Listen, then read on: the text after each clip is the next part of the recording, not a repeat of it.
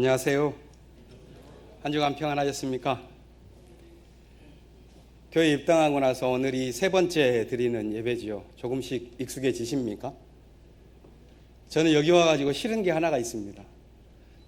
하늘대 표기할 때 저를 봐주셔야 되는데 다 저기를 보고 계시니까 이게 마음이 안 나눠집니다.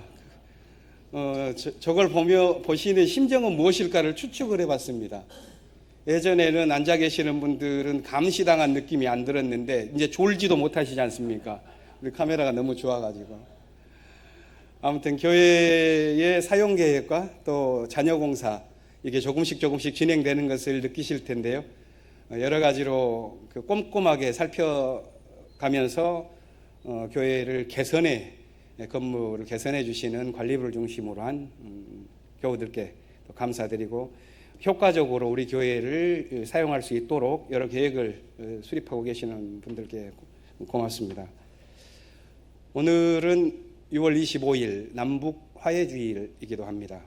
6.25라는 말은 갈수록 우리 사회가 쓰지 않는, 또 역사학자들 역시도 그 언어 사용이 좀 부적절하다 하는 이야기도 하지요. 왜냐하면 6.25 하면 6월 25일 주일 아침 북에서는 탱크를 몰고 이런 누가 그것을 그날 아침에 했느냐 하는 것에만 단편적으로 보게 하고 큰 그림을 보지 못하고 오히려 그것에 대해서 분노하고 하는 그런 방식으로 역사를 이해하게끔 만드는 단초가 되기 때문에 그렇습니다.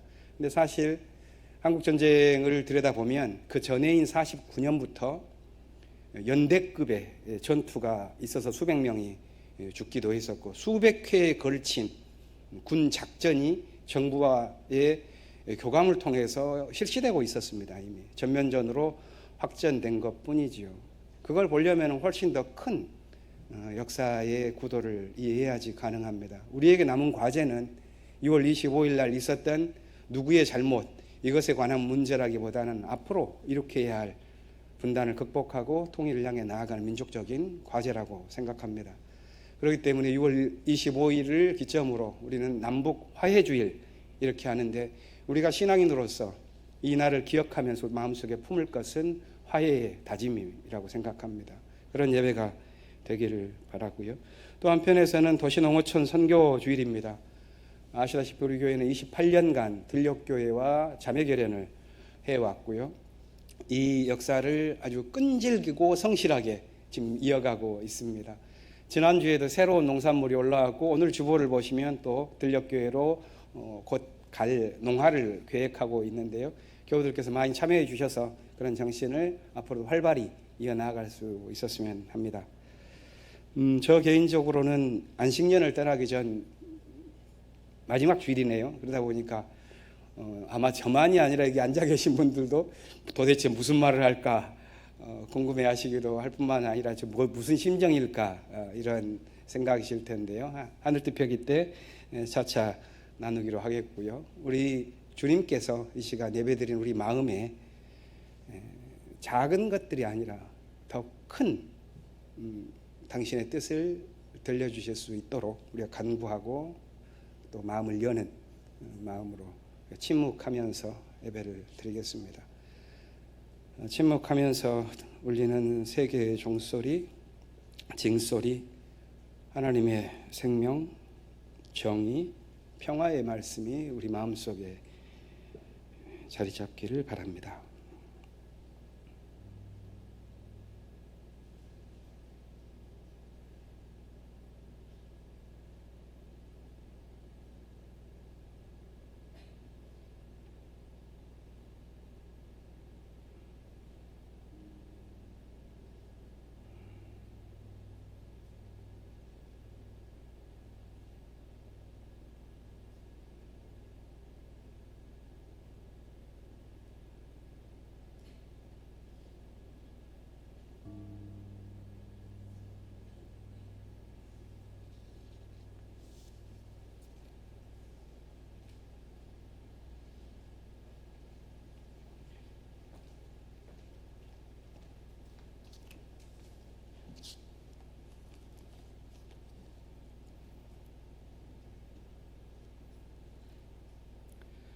주님 때문에 내가 욕을 먹고 내 얼굴이 수치로 덮였습니다.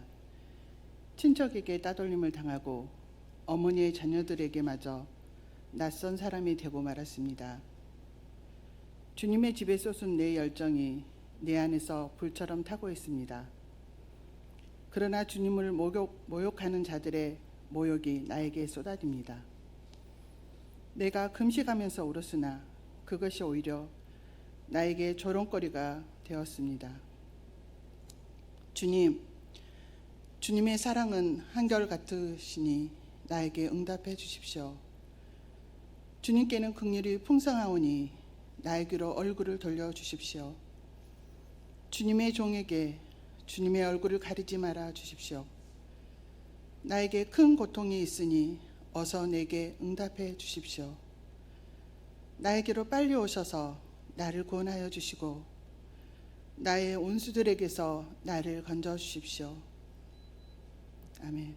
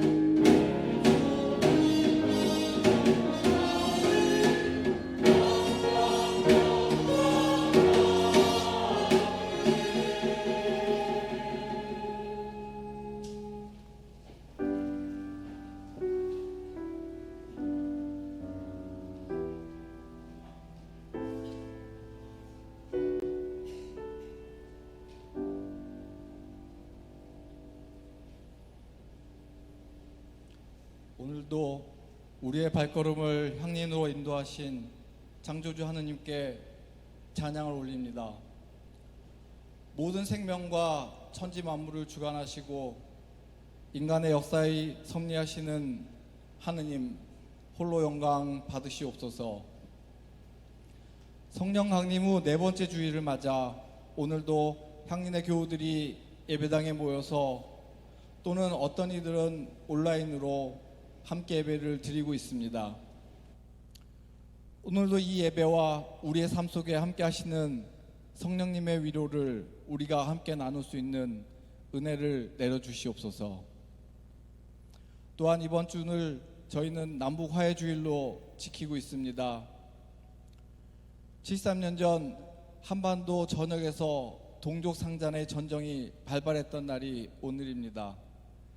일제 강점기를 넘어서 해방의 기쁨을 함께 나누기도 부족했던 시기에 우리 민족은 강대국의 틈바구니 속에서 분단의 아픔을 겪었고 그것이 전쟁으로까지 이어지는 참담한 경험을 하였습니다. 그럼에도 불구하고 아직도 한반도는 허리가 잘린 채 분단을 극복하지 못하고 있으며 남북의 갈등은 더욱 심각해져서 평화로운 한반도를 꿈꾸는 것이 너무나 힘겨운 상황이 되었습니다. 민족의 통일이 너무 멀어지는 것 같아 안타깝습니다. 이제는 한국 사회에서 통일이 중요한 목표로 여겨지지도 않는 분위기가 팽배해 있고 현 정부는 통일에 대한 비전은 제시하지 못한 채 무력에 의한 평화라는 모순된 이야기만 늘어놓고 있습니다. 이런 상황 속에서 향린이 추구해온 통일 선교의 실천이 더욱 값진 것으로 여겨집니다. 어둠이 깊을수록 새벽이 다가오고 있다는 이야기를 되새기며 선배들이 힘썼던 그 길을 따라 평화 통일을 위해 더욱 힘쓰고 노력해야겠다는 다짐을 하게 됩니다. 우리에게 희망과 지혜를 더하여 주옵소서. 또한 오늘은 도시농어촌 선교주일이기도 합니다. 일찍이 향린은 들녘교회와 자매결연을 통해 농촌과 도시교회의 협력관계를 돈독히 하고자 노력해왔습니다. 올해도 다음 달에는 들녘교회로 농촌활동을 가려고 준비하고 있습니다. 이를 위해 애쓰는 노력들의 손길에 은혜를 더해 주시고 들녘과 향린의 협력이 소중한 만큼 그 활동이 더욱 폭넓게 빛을 발할 수 있도록 이끌어 주시옵소서. 주님, 향린 선배들이 쌓아온 소중한 진보신앙의 전통을 저희가 오늘에도 잘 이어나가기를 간절히 기원합니다. 우리가 기대하는 교회는 과거에 진보적이었던 교회가 아니라 오늘 한국 사회의 갈 길을 보여주는 진보적인 교회입니다. 그러나 지금 우리의 모습은 너무나 부족하여 부끄럽기만 한 실정입니다. 교회갱신선을 통해 만들어온 개혁교회의 실천은 지금에 와서 많이 퇴색되었고 후퇴한 느낌마저 줍니다. 여성 교우들은 반이 넘지만 여성 장로는 반은커녕 30%를 규정한 정관마저 지키지 못하고 있습니다. 또한 한 명의 여성 전임 목사를 두도록 규정하고 있는 정관도 지키지 못하고 있습니다. 더욱 안타까운 것은 이렇게 정관을 지키지도 못하는 현실이 가까운 미래에 해결될 수 있을 것이라는 희망도 갖지 못하고 있다는 것입니다. 과거의 향린이 앞서 실천했던 이런 것들이 이제는 교회 밖의 한국 사회에서는 많이 실천되고 일반적으로 되고 있는데도 향린은 오히려 퇴보하고 있는 듯한 느낌을 보이고 있으며 이런 현실에 대해서 주님께 고개를 들 수 없이 부끄러운 마음입니다. 저희의 회개를 받아주시고 저희가 이 추세를 되돌려 개혁의 길로 나아갈 수 있도록 도와주시옵소서. 청년들의 이야기에 귀를 기울이며 청년 선교에 힘썼던 향린은 나이가 들어 70이 넘었어도 여전히 청년의 기백이 넘치는 교우들의 선배들의 모범을 보이는 교회였지만 이제는 청년을 찾아보기 어려운 교회가 되어가고 있습니다. 어떤 이들은 70년 전의 향린 창립 정신을 아직도 이야기하느냐고 새로운 방향을 찾아가자고 하지만 향린의 창립 정신은 옹고지신을 이야기할 필요도 없이 지금 한국교회 현실에 너무나도 혁신적이며 당장 실천해야 할 목표들로 보입니다. 대부분의 한국교회는 전임 목회자에 대한 의존이 신화되어 있고 향린도 그리 다르지 않은 상황입니다. 심지어는 목회자를 하느님 받들듯이 하며 예수 정신에서 멀리 벗어나 있는 교회도 많이 있습니다. 70년 전 향린의 창립자들이 평신도 교회를 내세우며 비판했던 한국교회 실상은 지금 더 심화된 듯이 보이고 있습니다. 주님, 우리를 불쌍히 여기소서. 평신도들이 목회 영역을 나누어 실천함으로써 예수 공동체의 모습을 닮아가고자 했던 향린의 창립 정신을 오늘에 되살려 우리의 삶 속에서 실천하고 새로운 공동체 교회를 만들어갈 수 있도록 저희를 이끌어 주시옵소서. 오늘의 예배를 위해 애쓰는 성가대와 예양 그리고 예배부와 목회실 여러 손길들을 기억하시고 김현 목사님의 예수의 제자에 대한 하늘뜻 표기를 통해 그 말씀에 비추어 우리의 삶을 성찰하는 시간을 갖게 하옵소서. 이제는 침묵 가운데 우리에게 말씀하시는 주님의 음성을 듣고자 합니다. 말씀하시옵소서.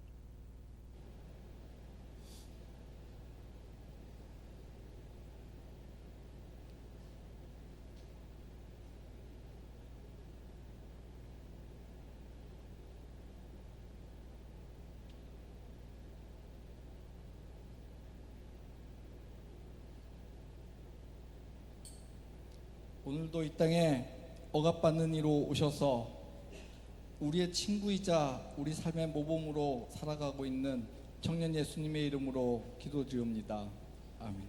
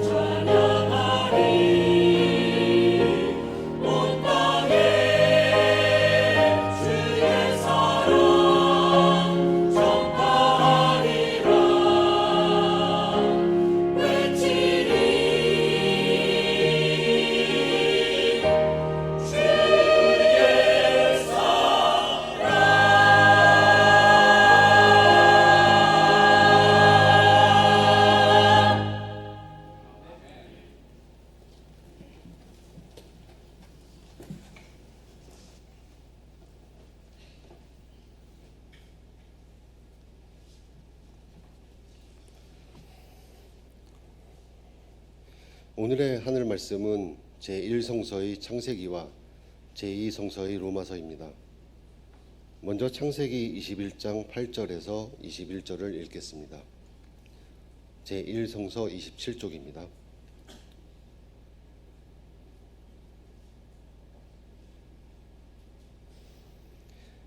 아기가 자라서 젖을 떼게 되었다.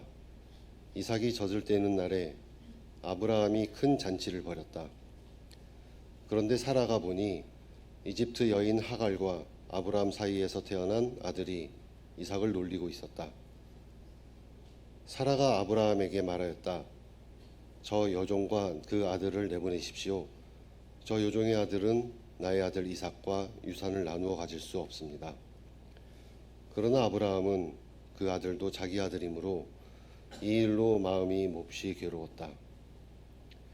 하나님이 그에게 말씀하셨다.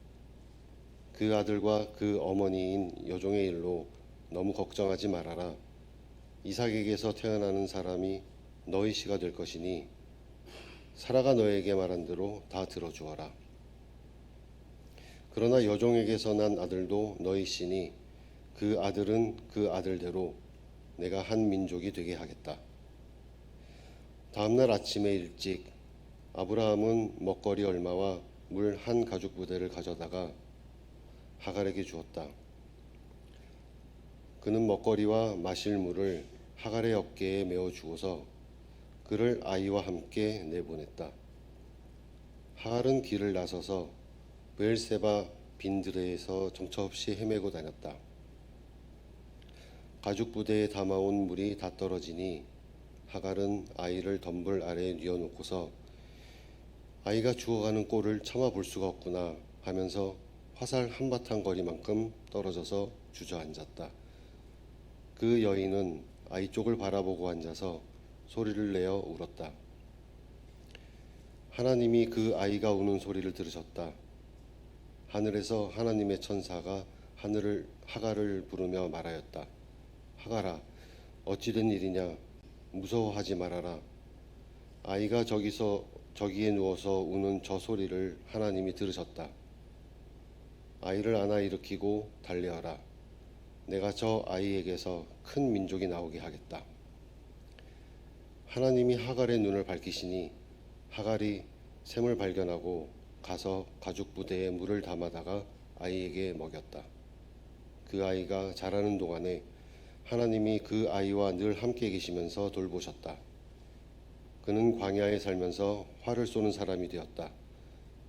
그가 바란 광야에서 살 때에 그의 어머니가 그에게 이집트 땅에 사는 여인을 데려가서 아내로 삼게 하였다.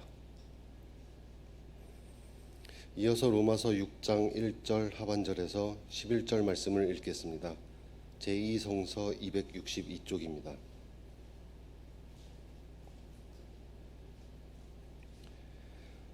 은혜를 더하게 하려고 여전히 죄 가운데 머물러 있어야 하겠습니까? 그럴 수 없습니다. 우리는 죄에는 죽은 사람인데 어떻게 죄 가운데서 그대로 살 수 있겠습니까? 세례를 받아 그리스도 예수와 하나가 된 우리는 모두 세례를 받을 때에 그와 함께 죽었다는 것을 여러분은 알지 못합니까? 그러므로 우리는 세례를 통하여 그의 죽으심과 연합함으로써 그와 함께 묻혔던 것입니다. 그것은 그리스도께서 아버지의 영광으로 말미암아 죽은 사람들 가운데서 살아나신 것과 같이 우리도 또한 새 생명 안에서 살아가기 위함입니다. 우리가 그의 죽으심과 같은 죽음을 죽어서 그와 연합하는 사람이 되었으면 우리는 부활에 있어서도 또한 그와 연합하는 사람이 될 것입니다. 우리의 옛사람이 그리스도와 함께 십자가에 달려 죽은 것은 죄의 몸을 멸하여서 우리가 다시는 죄의 노예가 되지 않게 하려는 것임을 우리는 압니다. 죽은 사람은 이미 죄의 세력에서 해방되었습니다. 우리가 그리스도와 함께 죽었으면 그와 함께 우리도 또한 살아날 것임을 믿습니다. 우리가 알기로 그리스도께서는 죽은 사람들 가운데서 살아나셔서 다시는 죽지 않으시며 다시는 죽음이 그를 지배하지 못합니다. 그리스도께서 죽으신 죽음은 죄에 대해서 단번에 죽으신 것이요 그분이 사시는 삶은 하나님을 위하여 사시는 것입니다. 이와 같이 여러분도 죄에 대해서는 죽은 사람이요 하나님을 위해서는 그리스도 예수 안에서 살고 있는 사람이라는 것을 알아야 합니다. 다 함께 마태복음 10장 39절 말씀을 읽겠습니다. 자기 목숨을 얻으려는 사람은 목숨을 잃을 것이요 나를 위하여 자기 목숨을 잃는 사람은 목숨을 얻을 것이다. 이 말씀으로 귀한 깨달음과 결단이 있으시기를 바랍니다.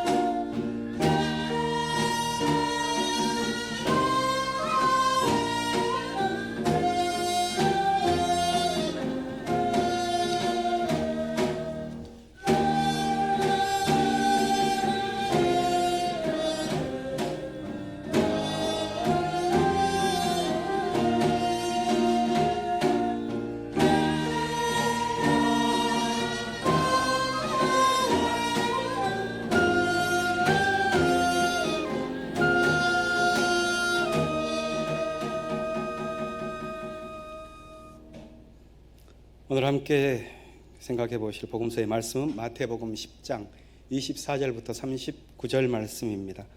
가능하신 분들은 모두 일어서서 복음서의 말씀을 들으시기 바랍니다.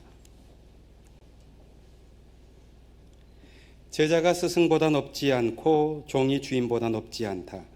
제자가 제 스승만큼 되고 종이 제 주인만큼 되면 충분하다. 그들이 집 주인을 바알세불이라고 불렀거든 하물며 그 집 사람들에게 얼마나 더 심하겠느냐. 그러므로 너희는 그들을 두려워하지 말아라. 덮어둔 것이라고 해도 벗겨지지 않을 것이 없고 숨긴 것이라 해도 알려지지 않을 것이 없다. 내가 너희에게 어두운 데서 말하는 것을 너희는 밝은 데서 말하여라. 너희가 귓속말로 듣는 것을 지붕 위에서 외쳐라.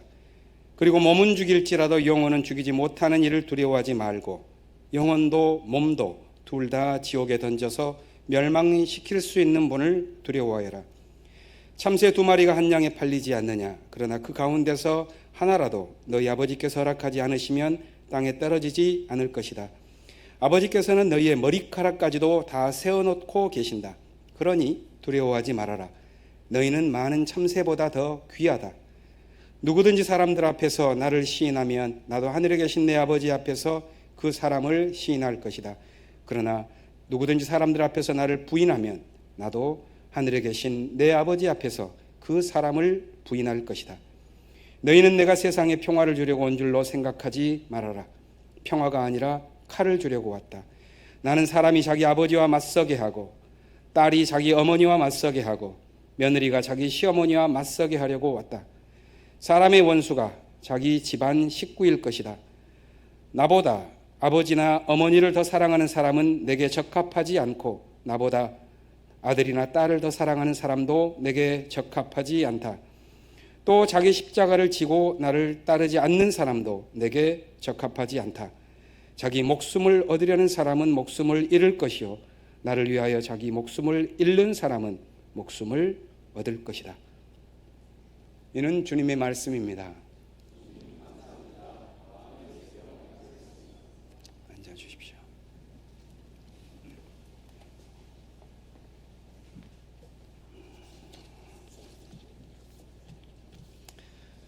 오늘은 제가 우리 교회에서 하는 마지막 설교입니다. 지난 6년의 삶에 여러 경험이 있었고 제 마음속에는 한편엔 보람이 또 한편에서는 고통이 교차합니다만 지금 제 심정을 잘 마쳤다는 그런 홀가분함보다는 교회에 짐을 남겼다는 생각에 좀 무겁습니다. 광화문 시대를 시작하면서 많은 과제가 있는데 안식년을 떠나는 것도 그렇지만 담임 목사 중임 문제로 교회에 논란이 생겼고 그로 인해서 공동회를 가져야 할 상황입니다. 결과가 어떻든지 여파가 있을 수밖에 없다는 생각입니다. 저는 이런 상황이 오지 않기를 바랐지만 교회 안에서의 중재 작업이 원활하지 못했습니다. 결과적으로 매우 난처한 입장이 되고 말았습니다. 교우들의 지혜를 구합니다. 되돌아보면 아쉬움이 참 남습니다. 6년 전 교회에 부임했을 때 첫 만남의 설렘이 지나기도 전에 교회 안에 흐르고 있는 갈등의 고를 아주 크게 경험했습니다. 목회를 시작하자마자 재개발대책위원회 교회 매각 작업에 생긴 문제로 시무장로 권고사직 문제를 다뤄야만 했고, 분열된 교회 상황에서 모두가 다 사려 깊은 조정을 해가는 그런 분위기를 갖지 못했습니다. 부임한 지 반년 만에 제가 2주간 단식했었던 거 기억하십니까? 교우들의 화합을 호소했지만 그간의 교회 상황에 과문했던 저는 그 행동이 낭만적인 행동이었다는 것을 뒤늦게야 깨달았고 아무런 결과를 얻지 못한 채 농성을 풀었습니다. 그 후에는 여러 갈등의 지점에서 제가 선택을 할 수밖에 없었죠. 그런데 그 결과는 기대했던 것과는 아주 다른 방향으로 흘러갈 때가 많았습니다. 그 과정에서 저의 부족함, 저의 부덕함이 참 많았습니다. 어려움을 교회 전체가 겪기도 했고요. 어려움을 당한 사람도 있었을 것입니다. 이 시간 상처를 입은 교우들이 있다면 용서를 구합니다.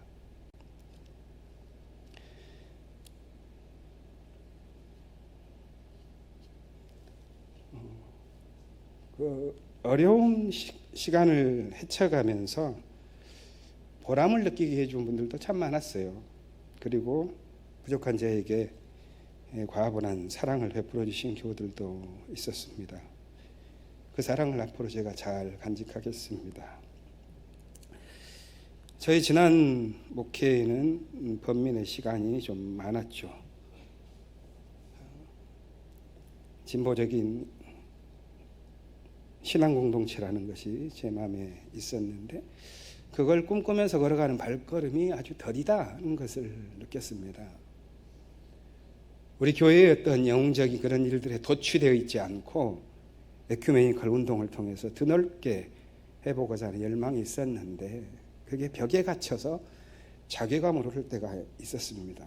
그걸 해결하지 못했으니 저는 참 부족한 사람입니다. 그리고 교회에 크고 작은 내용이 많았는데 다양한 목소리를 아우러내지 못했으니 저는 담임 목사가 져야 할 숙명이 있다 이렇게 판단했습니다. 더욱이 광화문에 새로운 예배당을 짓고 재출발할 시점에 갈등으로 시간을 허비해서는 안 된다 생각하기에 제가 먼저 결단해야 될 필요가 있었습니다. 최근 몇 달간 저희 선택으로 인해서 가슴 아픈 경험을 하신 교우들께는 그런 의미에서 양해를 제가 구합니다. 다양한 사람들이 모인 교회는 갈등과 대립을 종종 겪습니다. 하지만 저는 예수를 따르는 공동체가 가지고 있는 자정 능력을 믿습니다.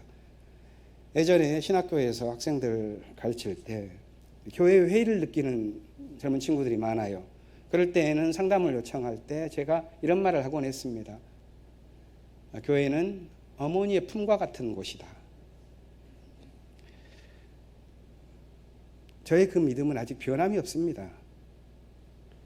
사람들의 주장과 행동이 무언가를 다 결정해가는 것 같지만 그렇지 않습니다. 그리스도를 머리로 둔 교회는 하나님의 섭리 속에서 앞으로도 살아갈 것입니다. 생동하는 하나님의 역사는 사람들의 계산대로 결코 흘러가지 않습니다. 막막하게 느껴지는 미래도 우리가 예상하지 못하는 방식으로 하나님께서는 풀어가십니다. 따라서 공동체가 안에서 갈등을 겪을 때에는 자기 뜻을 관철하려고 조급해하기보다는 먼저 자기를 내려놓아야 됩니다. 하나님의 선한 계획이 어디 있는지 찾는 것, 그것이 신앙인에게 바람직한 일입니다. 오늘 창세기 본문에는 아브라함의 가족사에 얽힌 이야기가 나오지요. 사라와 그의 여종이었던 하갈, 이 두 여인의 아들인 이삭과 이스마엘, 이들을 둘러싼 갈등의 이야기입니다. 그 이야기는 하나님의 계획을 다 알 수 없어요. 인간은. 그래서 자신들의 계획을 하고 일을 실행합니다. 그런데 거기서 문제와 아픔이 늘 빚어나죠. 선한 사람들끼리 모여도 가슴 아픈 일들은 생겨나는 게 묘한 세상의 이치입니다. 그러나 그렇다 하더라도 그 모든 것을 아우르는 하나님의 큰 섭리 속에서 성서의 역사는 생명의 풍성함을 더해가는 방향으로 진행된다는 것을 오늘 본문이 말해줍니다. 이 이야기의 배경을 간략히 설명하면 이렇습니다. 아브라함과 사라가 하나님의 약속을 따라서 길을 떠난 지 10년쯤 되었습니다. 그런데 하나님께서 후손을 주겠다고 하는 약속은 아마 없을 것 같은 느낌이 들었습니다. 그래서 사라가 곰곰이 궁리를 했어요. 자신은 자식을 갖기 힘든 70대 중반이 되었으니 자신의 여종, 젊은 여종 하갈을 통해서 아들을 낳는 것이 좋겠다는 생각이었습니다. 그래서 이스마엘을 얻게 되었는데 웬걸 여종이었던 하갈이 아들을 낳은 후에는 자신을 여주인을 업신여기는 그런 억울한 일을 당하게 된 겁니다. 그렇게 15년을 살았습니다. 그런데 이번에는 90 가까이 된 사라가 아들을 낳게 되었습니다. 사라는 아주 기뻐하면서 아들의 젖을 뗀 잔치를 벌이게 됩니다. 그런데 하갈과 이스마엘이 분수도 모르고 어린 이삭을 놀리는 것을 보고 이 둘을 쫓아내야 되겠다고 마음먹고 남편 아브라함을 설득하죠. 아브라함은 괴로웠습니다.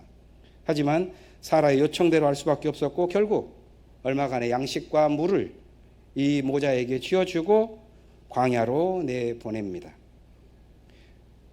여기까지 성서를 읽은 사람들, 앞에서부터 쭉 읽어온 사람들은 성서 안에서 기록된 이 이야기, 이런 사태의 전개가 불가피하다 이렇게 생각할 수 있습니다.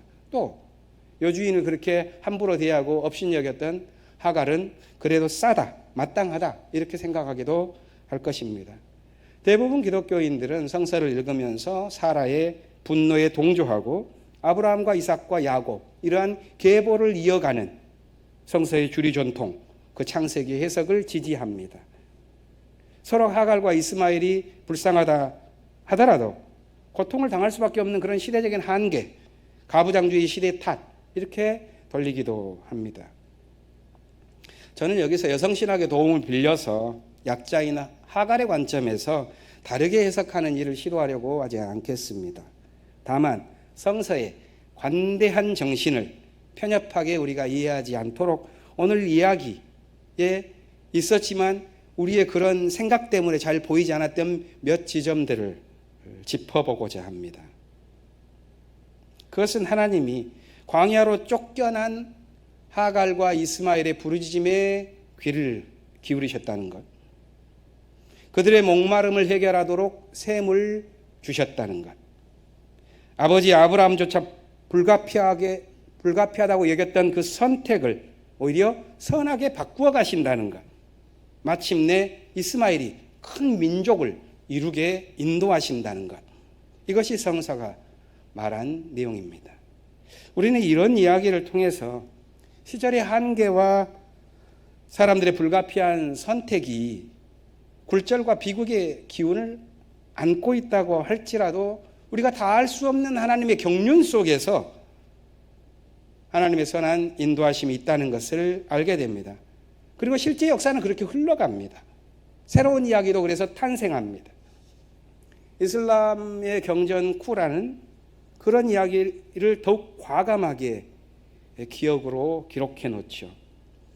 그들은 아브라함의 장자 이스마엘이 알라의 축복을 받은 적자였다고 기록합니다. 신이 아브라함을 시험하기 위해서 제물로 바치라고 한 아들 역시 이삭이 아니라 이 이스마엘이라고 말합니다.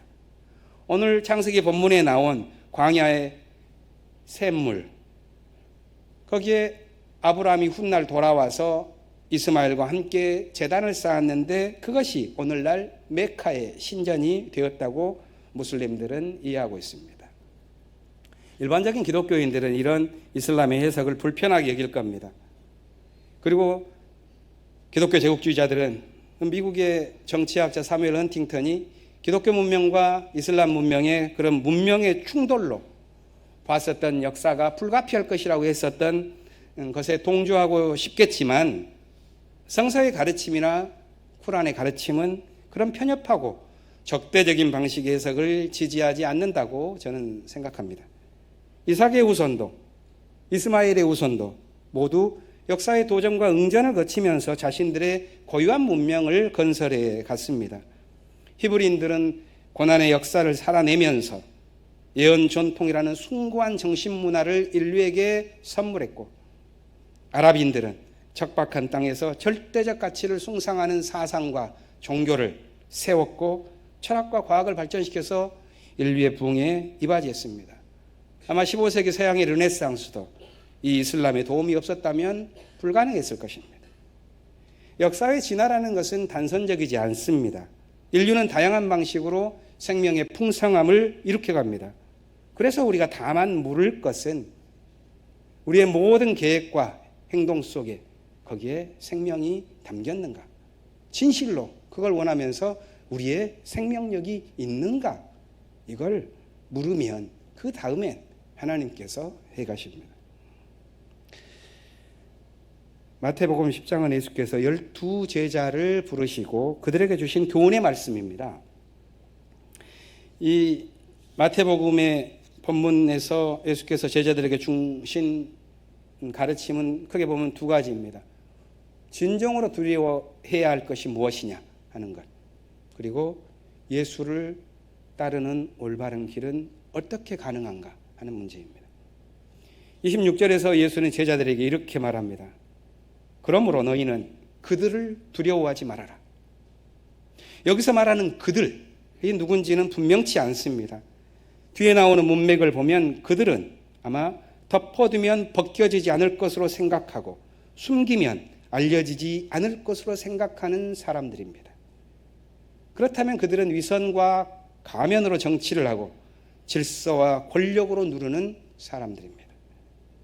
앞에 나오는 내용을 보면 이렇습니다. 그들은 제자들을 법정에 넘기며 회당에서 매질을 하는 사람입니다. 낡은 질서의 관리자들입니다. 그들은 예수를 가리켜서 귀신의 두목 바알세불이라고 부르면서 위협했습니다. 역사의 진보를 막기 위해 빨갱이로 부르는 우리 역사와 닮았습니다. 그들은 자신의 힘으로 상대방의 몸을 죽일 수 있다고 여기는 사람입니다.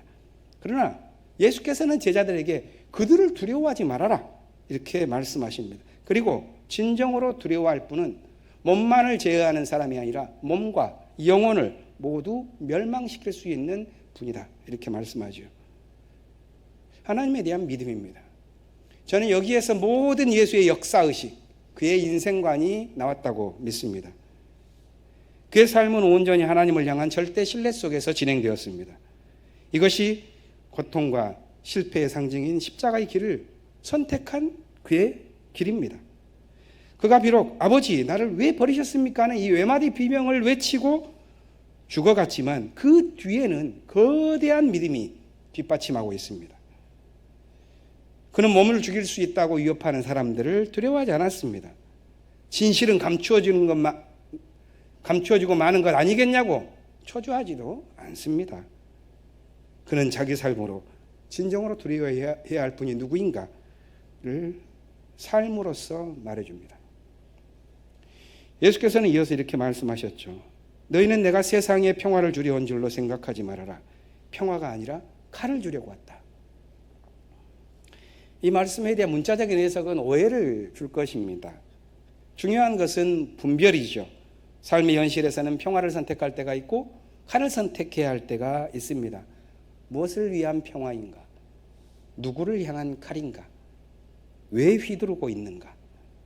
이것을 분별하는 것이 중요합니다. 어떻게 그런 분별이 가능할까요? 예수는 그 기준을 자기가 아니라 십자가를 지는 삶에 두어야 한다고 봅니다. 이렇게 말씀하시죠. 자기 십자가를 지고 나를 따르지 않는 사람은 내게 적합하지 않다. 자기 목숨을 얻으려는 사람은 목숨을 잃을 것이요 나를 위하여 자기 목숨을 잃는 사람은 목숨을 얻을 것이다. 십자가를 지지 않기 위해서 평화를 말하는 것, 자기 목숨을 잃지 않기 위해서 칼을 쥐는 것, 거기에서 모든 위선과 죄악이 비롯됩니다. 예수의 가르침을 진지하게 생각한 사람은 바울이었습니다. 그럼 로마서 6장에서 이렇게 묻습니다. 그러면 우리가 무엇이라고 말을 해야 하겠습니까? 은혜를 더하려고 여전히 죄 가운데 머물러 있어야 하겠습니까? 이 말은 예수를 따르는 사람들이 가져야 할 마음의 자세에 관한 것입니다. 바울은 모든 사람이 죄의 사슬에 묶여 있기 때문에 우리에게 반드시 필요한 것이 하나님의 은혜라고 말을 했습니다. 그런데 그 하나님의 은혜를 받기 위해서 죄 가운데 머물러 있는 삶을 살아서는 안 된다, 이렇게 말을 하는 것이죠. 이것은 바울의 어떤 윤리의식을 말하는 것이 아니라 그가 이해하고 있는 그리스도인의 존재 방식에 관한 것이라고 저는 생각합니다. 그렇기 때문에 이어지는 설명은 세례에 관한 것입니다. 바울은 이렇게 말하죠. 세례를 받아 그리스도 예수와 하나가 된 우리는 모두 세례를 받을 때에 그와 함께 죽었다는 것을 여러분은 알지 못합니까? 세례란 그리스도 하나가 되어서 그와 함께 죽는 것이라고 말합니다. 이 죽음은 그냥 죽어버리는 것이 아니라 죄의 상태에서 벗어나는 죽음이요, 따라서 그것은 그리스도의 부활에 참여하는 소생의 길이라고 이해했던 것입니다. 십자가와 부활이라고 하는 이 풀 수 없는 역사와 인생과 그 모든 일들의 신비로운 생명의 역사를 의미합니다.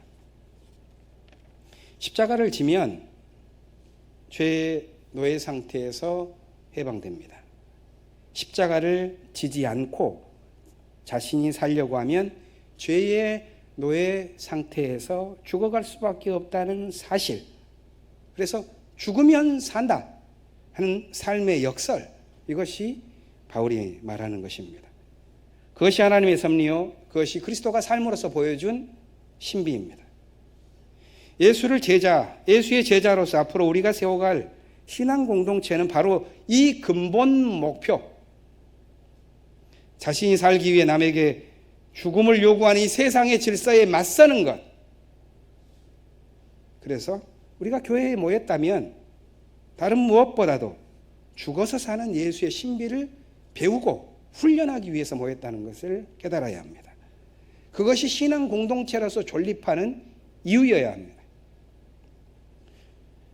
바울은 고린도에 보낸 편지에서 십자가를 지는 것은 이방인들, 지혜로운 사람들은 어리석은 일이라고 말한다고 합니다. 그런데 바울은 거기에 생명의 길이 있다고 말하죠. 그가 세워갔었던 교회의 근본 목표, 예수의 제자로서 살아갈 근본 과제는 거기에 있습니다. 십자가를 지는 것. 기독교 역사에서 교회 민주주의를 이루고 평신도를 중심으로 한 프로테스탄트의 전통을 세운 것은 역사가 도약하고 있지 못한 어떤 지점에서 새로운 한 번의 도약을 이루기 위해 필요한 기본 요건이었습니다. 그러나 그 기본 요건과 근본 목표를 혼동해서는 안 됩니다. 민주주의라는 것, 평신도를 중심으로 한다는 것, 그것 자체가 교회의 목표는 아닙니다. 교회의 근본 목표는 십자가를 지는 공동체가 될 수 있느냐 하는 것에 있습니다. 기본이라는 것은 근본을 이루기 위해서 필요한 것입니다. 기본이 근본을 대체할 수 없어요. 우리가 교회 민주주의라는 기본 훈련을 하는 것은 예수의 제자로서 살아갈 근본 과제를 이루기 위한 것입니다. 향린이 신앙 공동체로서 근본적으로 추구할 것은 진보적 교회라는 이름이 아닙니다. 평신도 교회 전통도 아닙니다. 십자가를 지는 교회에 있다는 것을 명심해야 합니다. 우리가 부단히 진보하는 것도 시대의 십자가를 지는 교회가 되기 위해서죠. 향기로운 이윤이 되는 길은 자기 십자가를 지는 것을 삶의 목표로 삼는 사람들이 있을 때에만 가능한 것입니다. 바울은 그리스도인의 삶에서 가장 중요한 이 사실을 명료하게 말합니다. 그리스도와 함께 죽으면 그와 함께 다시 살 것입니다. 바로 이 신앙생활의 근본 과제를 이루기 위한 믿음의 선한 경주가 오늘 우리들이 맡고 있는 안타깝고 혼돈이 있는 삶 속에서도 늘 새롭게 다시 시작되기를 바랍니다. 침묵으로 기도합시다.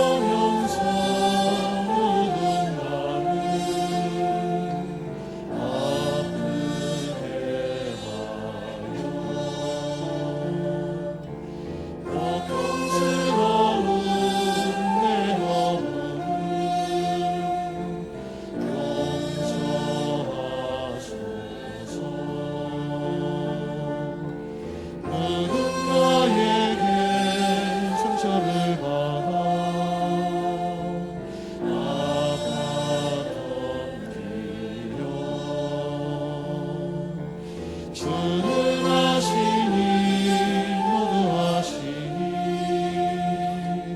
용서하게 하소서. 오래전부터 지금까지 지금부터 영원토록 나는 주의 사람이니 나는 주의 몸이니 나의 발길이 닿는 곳마다 그 어디든지 주의 향기와 흔적이 남아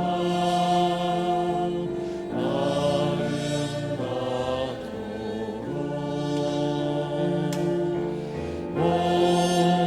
오래전부터 지금까지 지금부터 영원토록 나는 주의 사람이니 나는 주의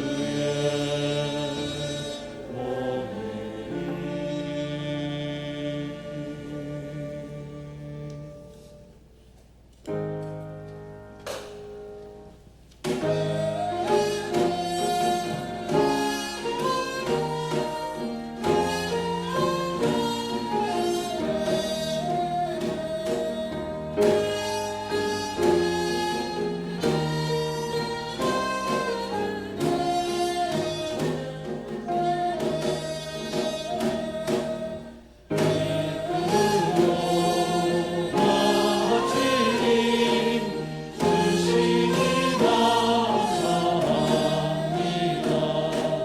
모든 것 하나님 주신 것 기꺼이 나누소서.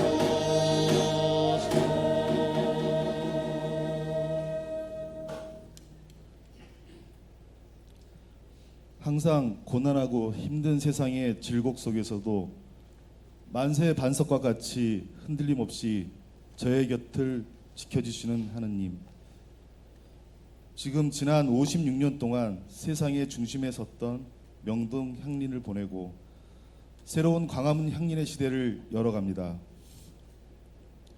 뿌연 날과 맑은 날이 교차하는 지난 무수한 시간 속에 말없이 굳세게 향린을 지켜온 우리 교우들의 마음에 당신의 사랑과 은총이 늘 함께하길 빕니다.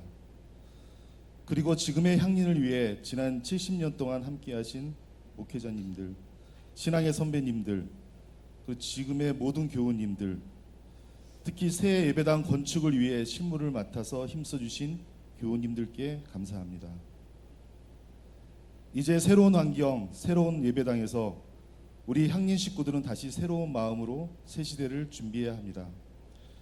그런데 아름다운 예배당과 뜨거운 아스팔트 위에서 풍찬 노숙을 하며 자신들의 억울함을 온몸으로 호소하는 어려운 이들의 모습들이 교차합니다.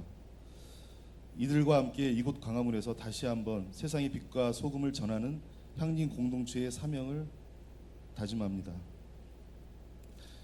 지난 6년 동안 밤으로 낮으로 쉼없이 달려오신 우리 김희원 담임 목사님께서도 항상 하나님의 은총과 영광이 늘 함께하기를 기원하며 앙신년을 통해 더욱 강건해지고 건강하시기를 기도합니다. 또한 건강이 허락지 않거나 해외에 있어 아직 새 예배당에 함께하지 못한 교우들을 위해 기도합니다. 그분들을 위한 하나님의 사랑과 손길이 늘 함께하기를 기원하며 새 예배당에서 건강하게 웃는 모습으로 곧 다시 뵙기를 바랍니다. 이 시간 저희가 거둔 소출 중 일부를 마음과 정성을 담아 당신께 바칩니다. 쓰이는 곳곳마다 주님의 평화와 사랑이 넘칠 수 있도록 하여 주시옵소서. 늘 낮은 자들에게 눈을 맞추시고 온기를 불어넣어 주시는 예수님의 이름으로 기도합니다. 아멘.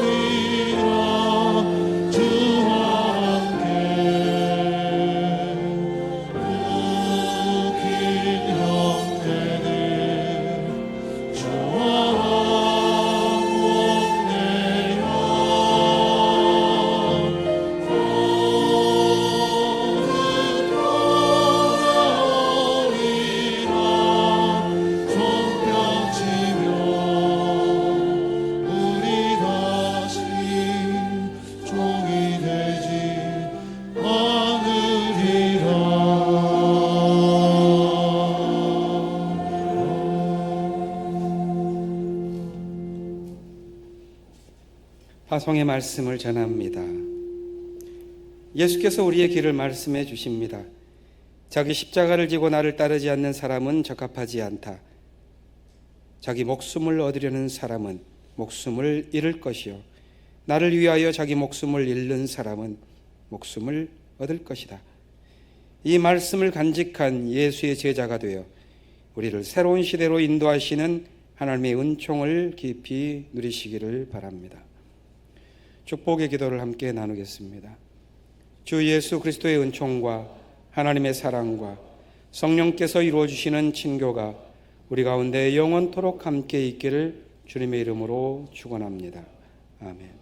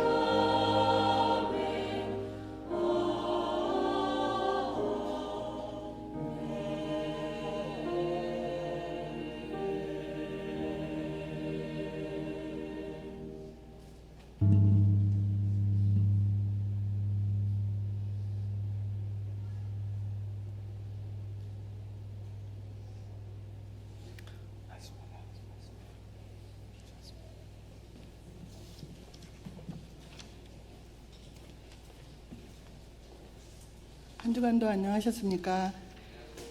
공동관심사 나누기 전에 오랜만에 교회 오신 분들과 새로 교회 방문하신 분을 소개하는 시간을 갖도록 하겠습니다. 우리 피아노 반주자님의 부모님이신 이친복 조혜숙 집사님 나오셨습니다. 그리고 일어나시면 우리 한양 들어가겠습니다.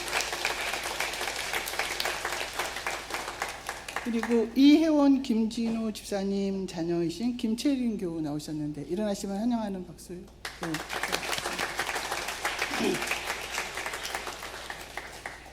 네, 교회 방문하신 분이 계십니다. 김순종님 어디 계실까요? 일어나시면 환영하는 시간 갖도록 하겠습니다. 네. 그리고 박수현 교우님의 언니 되신 분이네요. 정연 피터 스미스 씨 일어나시면 환영하는 시간 갖도록 하겠습니다. 반갑습니다. 네. 이어서 주보에 없는 주보 광고 먼저 드리도록 하겠습니다. 네, 남북 나눔 헌금 약정을 새로 갱신해야 되는데요. 올 지금 7월부터 내년 6월까지 참여해 주시면 되겠습니다. 새로 발행한 남북 헌금 봉투를 이용해 주시면 되겠습니다. 안내석에 배치되어 있고요. 다음은 헌금 봉투함을 안내하도록 하겠습니다. 찾을 때 가족별로 가나다 순으로 정리되어 있고요. 네, 새신자 준회원은 맨 아랫줄에 배치되어 있다고 합니다. 혹시 이름이 누락되신 분들은 안내위원들에게 혹은 사무실에게 말씀드리면 다시 추가해서 보충하도록 하겠습니다. 공동가십사 나누도록 하겠습니다. 오늘의 일정, 오늘 공동식사에 지난 박정래 권사님 결혼 답례 식사와 박수현 집사님 모친상 답례로 맛있는 떡이 준비되어 있습니다. 모두들 식사 꼭 하고 가시기 바랍니다. 작년 여신도의 예배가 원래가 예배 후에 유치부실 4층에서 있을 예정이고요. 새날 청년의 모임이 계속되고 있습니다. 오후 12시 30분 세미나실에서 있을 예정입니다. 목회 운영위원회 오후 2시 향후실에서 있을 예정이고요. 전교회 70주년 전교회 문화 한마당 참가팀 모집 오늘 마감입니다. 한 주간 연습할 시간이 있으니 오늘까지 꼭 신청해 주시기 바랍니다. 네, 농활 신청이 있습니다. 7월 15일부터 16일까지 들녘교회에서 농활이 있을 예정인데요. 네, 7월 9일까지 이현옥 집사님께 꼭 신청해 주시기 바랍니다. 들녘 농산물 지금 보리쌀이 많이 와 있어요. 그래서 여기 소분된 보통 1kg 말고 4kg? 4kg 단위로 판매할 건데 1kg에 5,000원이라고 되어 있는데 네, 좀 기록이 잘못된 것 같아요. 1kg에 소분해도 똑같이 4,500원. 그리고 4kg에 16,500원에 파는데요. 이거는 쿠팡의 유기농 농산물 혹은 뭐 한살림 유기농 농산물보다 훨씬 경쟁력 있게 나왔으니 보리쌀 많이 구매해 주시기 바랍니다. 여러분, 보리가 찬 식물일까요? 따뜻한 식물일까요? 네, 찬 식물은 언제 먹으면 좋을까요? 여름철에 보리쌀 많이 드셔야 됩니다. 예, 저도 보리쌀이 온과 동시에 다이어트 식품으로 보리를 많이 할 예정이고요. 저희 지금 5층에 그 김치 냉장고가 3대가 들어왔는데 저희가 열무 비빔밥을 하려고 열무 김치도 많이 담가 놓고 보리쌀 밥도 할 예정이니 꼭 다음 주부터 교회에 빠질 일 있으면 그거 꼭 참고해 주셔서 보리쌀 비빔밥 드시는 시간이 꼭 여러분 다 참여했으면 좋겠습니다. 그리고 양파와 마늘도 얘는 택배에서 주문해서 들녘교에서 바로 받을 예정인데요. 요즘 양파 껍질하고 마늘 껍질 고지혈증하고 뭐 고혈압 약으로 많이 먹는 거 아시죠? 이것도 많이 주문해 주시기 바랍니다. 네. 이어서 교우 소식 전하겠습니다. 목사님 드디어 안식년이 7월부터 내년 2024년 6월까지네요. 쉼의 시간 잘 가지고 다시 뵀으면 좋겠습니다. 네, 박수현 집사님 모친인 최영자 권사님께서 지난 6월 19일 날 소천하셨는데 가족들에게 평안과 위로를 빕니다. 이번 주 일정 주보에 있는 대로 참고하시면 될 것 같고요. 이후 일정 창립 70주년 준비위원회가 7월 6일 오후 8시 30분 온라인으로 회의가 있을 예정이고요. 7월 9일 임시공동회 안건은 주보에 게시된 대로 공동회의를 개최할 예정입니다. 다음 에큐메니카 소식 전달하도록 하겠습니다. 이 소식들이 다 여러분이 다 참고하시고 꼭 참여를 바라는 소식들로 다 되어 있습니다. 네, 특히나 이태원 참사 유가족 협의회 정기총회도 우리 교회에서 있네요. 7월 1일 토요일 오후 4시. 네, 교회가 이렇게 소중하게 쓰여진 것에 대해서 너무 감사합니다.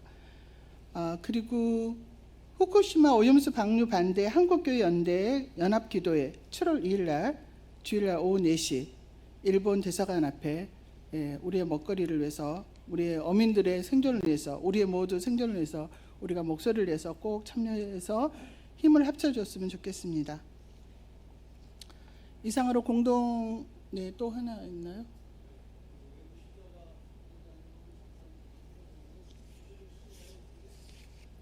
공동의 안건을 조금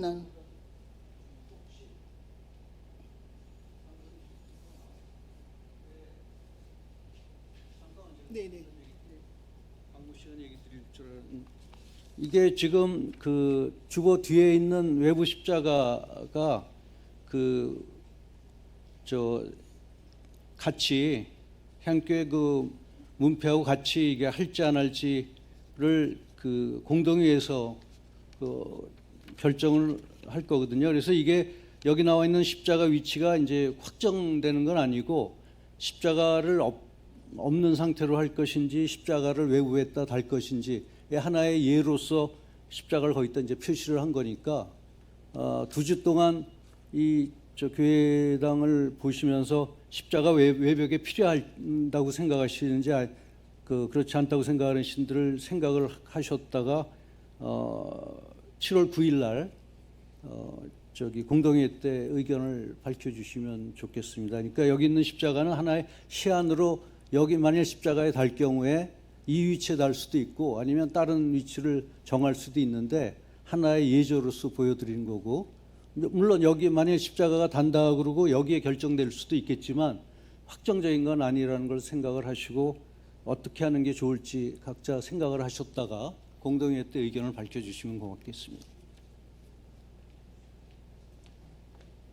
네, 공동회 안건 꼼꼼히 살펴보시면 될 것 같습니다.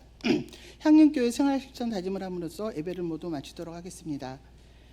우리는 고통받는 이웃과 함께 아파하시는 하나님을 믿으며 사회적 불의에 맞서 싸우고 고통당하는 이웃들과 연대하는 활동에 참여한다. 한 주간도 평안하십시오.